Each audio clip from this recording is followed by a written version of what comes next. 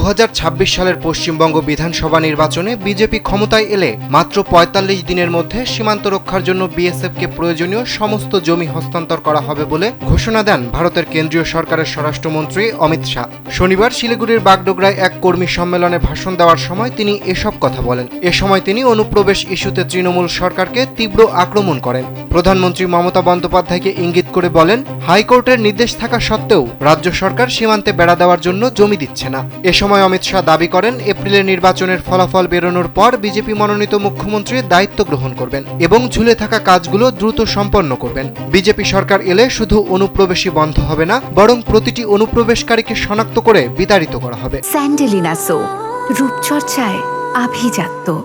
অনুপ্রবেশকে পশ্চিমবঙ্গের গণ্ডি ছাড়িয়ে জাতীয় নিরাপত্তার সংকট হিসেবে অভিহিত করেন স্বরাষ্ট্রমন্ত্রী। উদাহরণ হিসেবে আসাম, রাজস্থান ও গুজরাটের প্রসঙ্গ টেনে বলেন, ওই রাজ্যগুলোতে বিজেপি সরকার থাকায় অনুপ্রবেশ সম্পূর্ণ বন্ধ হয়েছে। একই চিত্র তিনি পশ্চিমবঙ্গেও দেখতে চান।